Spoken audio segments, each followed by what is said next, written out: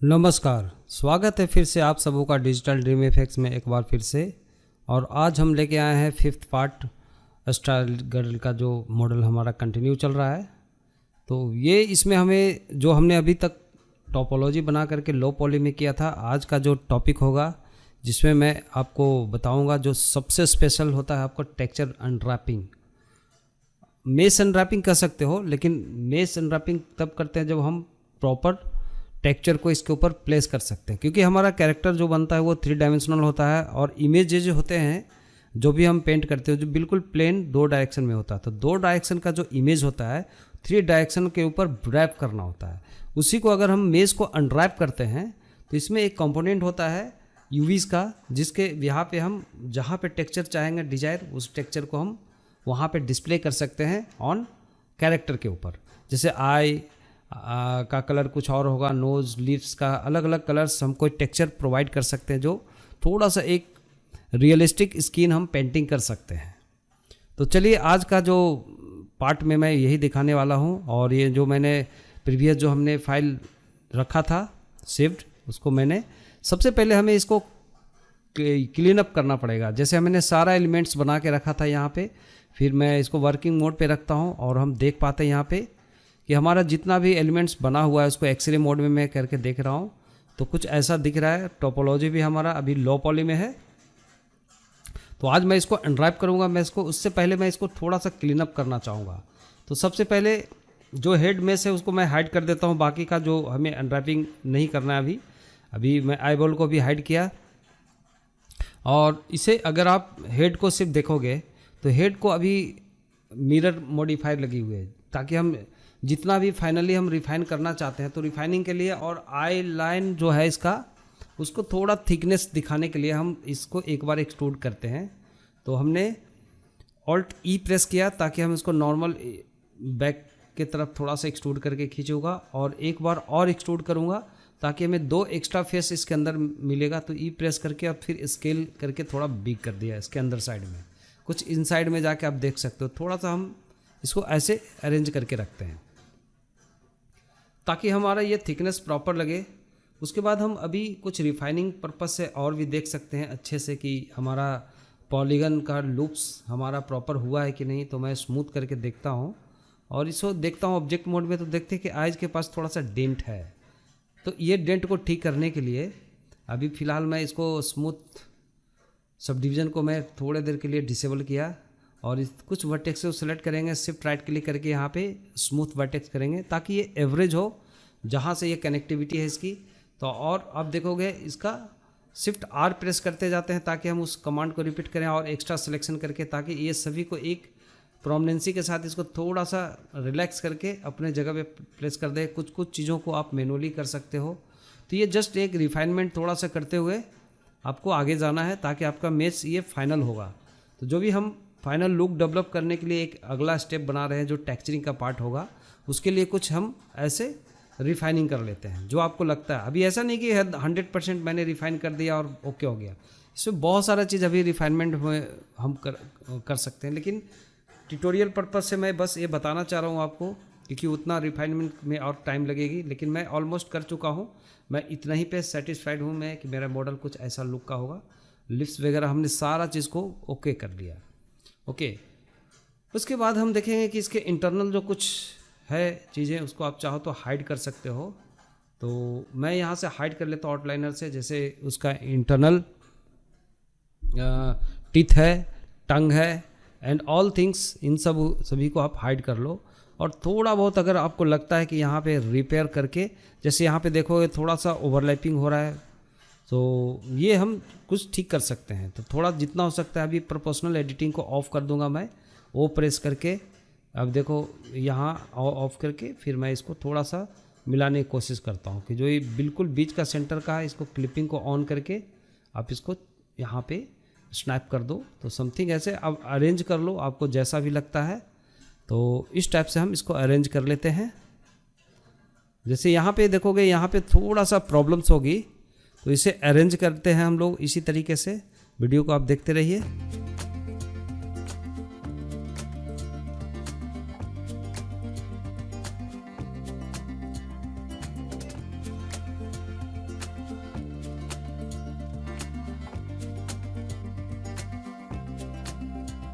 तो इस प्रकार से हमने इसको प्रॉपर कर लिया, जैसा आप देख पा रहे हो।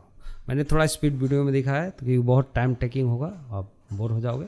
तो इस तरीके से मैंने इसको अप्लाई नहीं करके मैं इसको डिलीट कर दिया। अभी हमें अनरैपिंग के लिए रेडी करना है। अब हम सेटिस्फाइड हो जाते हैं कि हमारा शेप्स ऐसा ही हम रिफाइनमेंट के बाद है। सभी को अप्लाई और कमांड को हटा दो, और यहाँ पे कुछ ट्रायंगल से इसको आप चाहो तो हटा सकते हो, और ऐसे ट्रायंगल भी रहेगा तो कोई प्रॉब्लम्स नहीं, यहाँ पे डिफॉर्मेशन नहीं होगी। तो फिलहाल मैं इसको ट्रायंगल को हटा देता हूँ। इन बिटवीन जो सेंटर एज है उसको डिसॉल्व कर देते हैं एजेस को। तो आप कुछ ऐसे रख सकते हो, कोई दिक्कत नहीं है। अब यहाँ पे देखो, इसे अनरैपिंग करने के लिए अब ये हमारा मॉडल है 3 डायमेंशनल और ज़्यादा कम्प्लेक्स है, तो हम इसका यूवी एडिटिंग मोड पे जाते हैं और यहाँ पे हम एक मैप क्रिएट करते हैं ब्लैंक। और मैप अगर हो सके तो आप जितना हैवी पेंटिंग करने का जस्ट आपका प्लानिंग है वो डिपेंड करता है आपका पीसीज के ऊपर भी। तो मैं यहाँ पे इसका विड्थ हाइट जो 1K है मैं 2K का करता हूँ, 2048 पिक्सल्स का। और यहाँ पे हम देखेंगे कि यहाँ पे कुछ ऑप्शंस होता है ब्लैंक रखने का। टाइल्ड को हम अगर अलग एडवांस मोड पे ले जाते हैं तो अभी यूवीज ग्रिड ऑन करेंगे एक, और ओके करूँगा तो आप देखोगे एक ग्रिड मिलता है। इसके चेकर टेक्सचर भी बोल सकते हो, चेकर। दैट मीन्स कि इसका एक मेजरमेंट होता है कि आपका पॉली फ्लो है उस पर प्रॉपर मेजरमेंट के साथ आ रहा है कि नहीं। तो अभी हम यहाँ पे शेडिंग मोड पे जाते हैं और इसके लिए एक शेडर बनाते हैं टेम्पररी यूवीज के लिए।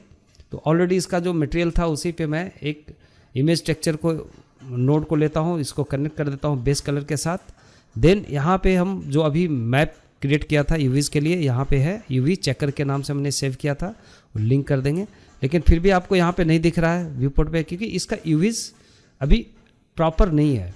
ओके, जैसे हमने एक प्लेन लेकर के इसका किया था तो उसके अकॉर्डिंग है, तो पूरे को रिकॉग्नाइज नहीं कर रहा है। जो बाकी का एक्सटेंडेड हमने अभी जो टोपोलाइज किया है, अभी देखो यहाँ पे हमने Ctrl+T प्रेस किया, उस पर क्लिक करके यूज चेकर के ऊपर, तो आपको ऑटोमेटिक कनेक्ट हो जाता है मैपिंग एंड टेक्सचर कोऑर्डिनेट।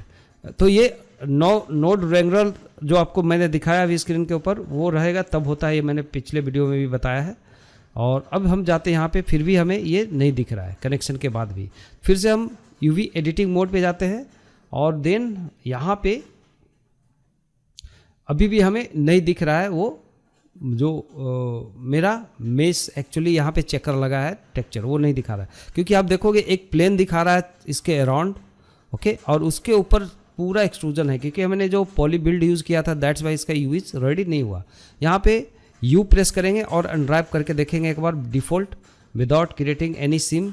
तो सीम अब देखो यहाँ पे अनबैलेंस है, यही होता है टेक्सचर अनबैलेंस। अगर कोई पैटर्न इसमें लगाओगे तो नीचे का टाइलिंग आपको ज़्यादा डेंसिटी मिल रहा है और ऊपर का टाइलिंग बिग डेंसिटी में दिख रहा है। दैट मीन्स कि ये आपका अनबैलेंस टेक्सचर आपको दिखेंगे, टेक्सचर स्ट्रेच दिखेंगे। अब देखो आइज के एरिया में जब मैं सेलेक्ट करता हूँ तो ये ऐसा है, यहाँ पे आँख का एरिया हो गया।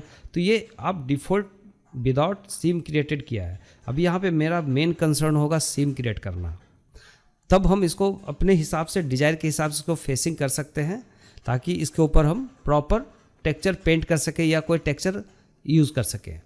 तो चलिए इसके लिए हम लोग एज मोड पे जाते हैं, एडिट मोड पे हूँ, और सबसे पहले नेक को जो पार्ट है ये कम्प्लेक्शन को हम लोग सॉल्व करेंगे इसको प्लेन करने के लिए। तो जस्ट ये सीम के लिए हमने सेलेक्ट कर लिया एजेस को। देन फिर क्लिक करते हैं एक बार यहाँ और एक कंट्रोल क्लिक करते हैं नीचे, ताकि एक सीम बिल्कुल इसको अगर आप ओपन करोगे, इसको अनरैप करो, उससे पहले हम लोग इसको सिलेक्शन करते हैं mark as seam. Mark as seam area मतलब इतना एरिया को एक आइसलैंड बनाया है, मतलब एक अलग पार्ट बना, एक पैच बना। अब इस पैच को अब सिलेक्शन करते हैं तो पूरा ऑब्जेक्ट मोड में है। यहाँ पे हम नीचे ऑप्शंस में जाके इसको शार्प सीम करते हैं, ताकि जो जितना सीम एरिया है उसी को सेलेक्ट करेगा, बाकी को नहीं करेगा, बाय प्रेसिंग एल।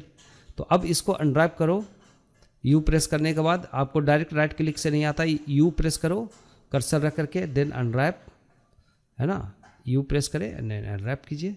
जैसे अनरैप करोगे देखो ऑटोमेटिक ये इसको एक्सट्रैक्ट करके एक पोजीशन पे रख दिया। उससे आप देखोगे कि इसका पैटर्न बिल्कुल एक्यूरेट हो रहा है, क्योंकि इसका बैलेंस ऑटोमेटिक आपका चेकर एक जैसा दिख रहा है। तो लगभग 90% 80% तो आप करोगे तो एरर रहेगा कुछ 10-5%, बट आपको प्रॉब्लम ऐसे सॉल्व होता है। तो मैंने इसको बैक साइड से और टॉप तक हमने सेलेक्ट किया है कि एक सीधा बीच सिमेट्रिकल, इसको मैंने मार्क एज, सॉरी गलती हो गया, यहाँ पे हम लोग इसको मार्क एज सीम करते हैं, मार्क एज शार्प हुआ था, गलती था, मार्क एज सीम, ताकि इसको ओपन करेगा लेफ्ट और राइट में बिल्कुल खोलना, इसको माचिस का जैसे जस्ट एक पैकेट होता है, अगर फाड़ोगे तो बिल्कुल फ्लैट करने के लिए हम सभी को खोल देते हैं, ओपन कर देते हैं, वैसे ही यहाँ पे भी ओपन करेंगे तभी हम उसके ऊपर लेबलिंग कर सकते हैं, टेक्सचरिंग।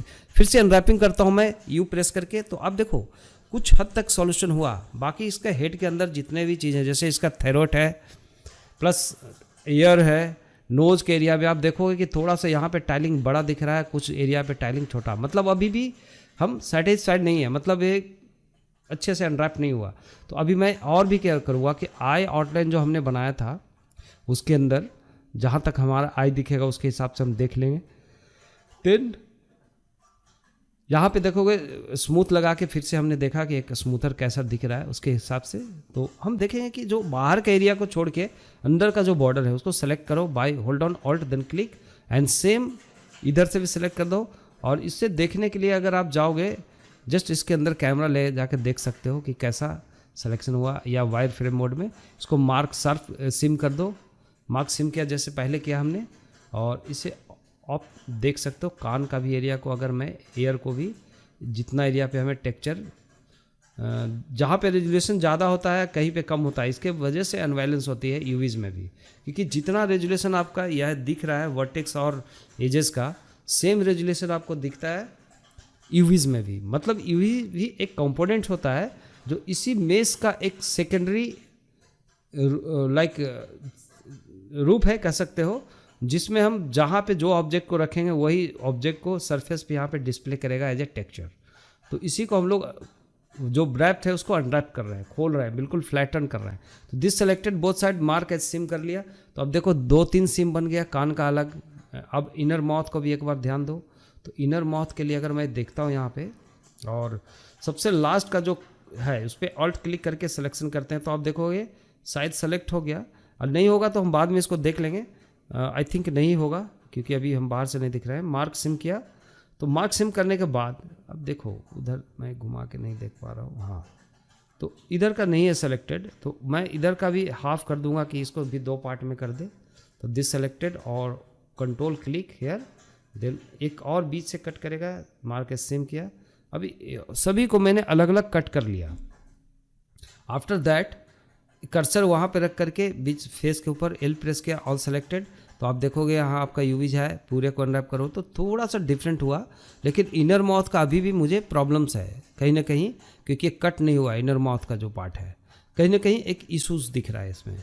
सो मैं क्या देखूँगा, इसके लिए हम एक बार स्मूथ मोड में जाते हैं, और वायर फ्रेम के लिए शिफ्ट जेड प्रेस करके आप देखो, तो आप देखोगे ओके हाफ सीम बना है, हाफ नहीं हुआ, किसी भी कारण से वो बीच का वर्टेक्स मर्ज नहीं होता तो भी हो सकता है। तो चलो हम ऐसे वायर फ्रेम में सिलेक्शन करते हैं, जो बचा हुआ अनसेलेक्टेड एजेस को मार्क एज सिम किया, तो अब देखो थैरोड पार्ट अलग, आई का अंदर का पार्ट अलग, ईयर अलग, एंड सिर्फ हेड में जो सेलेक्टेड है नेक को छोड़ के, ये सब अलग अलग आइसलैंड सिम बना, जिसे हमें फ्लैटन करने का मतलब होता है कि हम स्लिप अच्छे से प्रिंट करें और स्ट्रेच ना हो।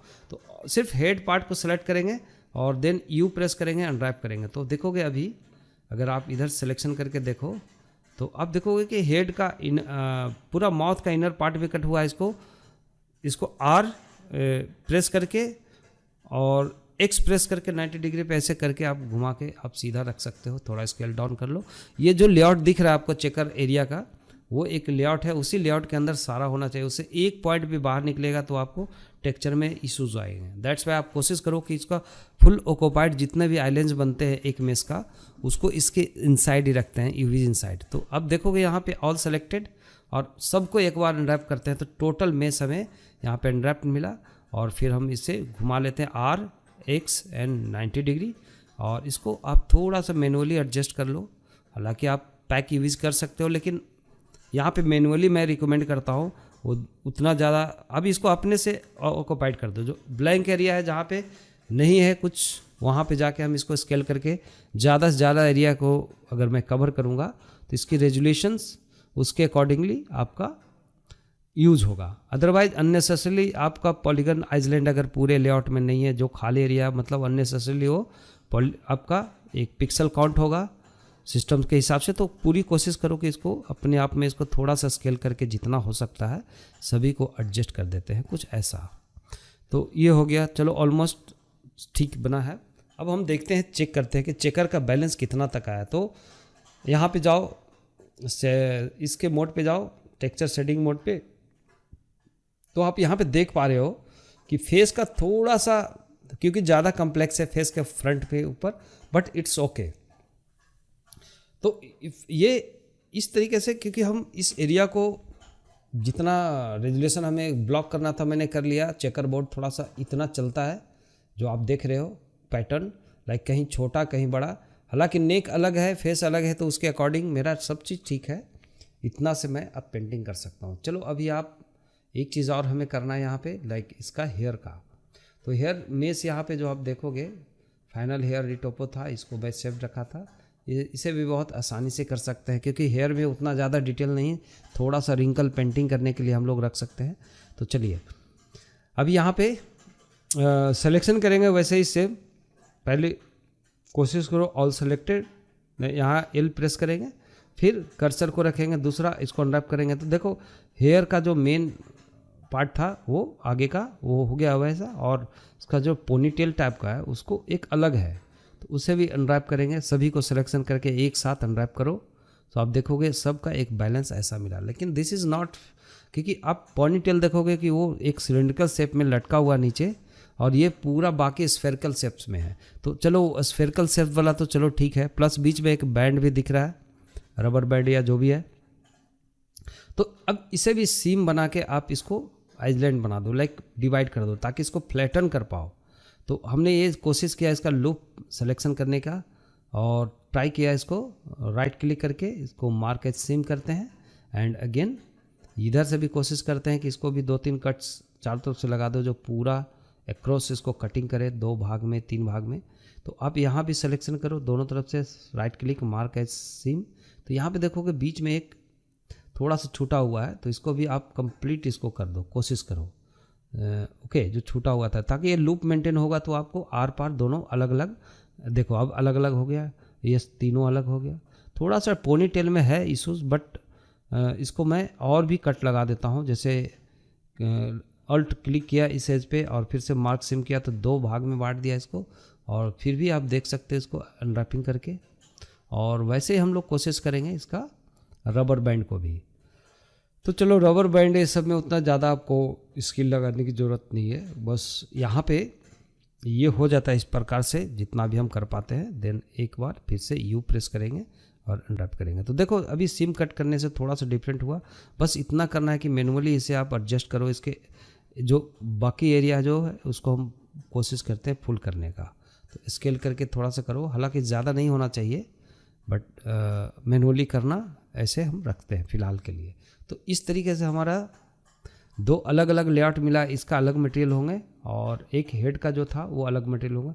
ये मटेरियल को फ़िलहाल दोनों को चेकर अप्लाई कर देते हैं। जैसे 008 होना चाहिए इसका, बट यहाँ पे देखते हैं उस हेड के लिए ये था, मतलब हेयर के लिए एक अलग है। तो आप हेड को पकड़ोगे तो आप देखोगे यहाँ 008 मटेरियल लगा हुआ है।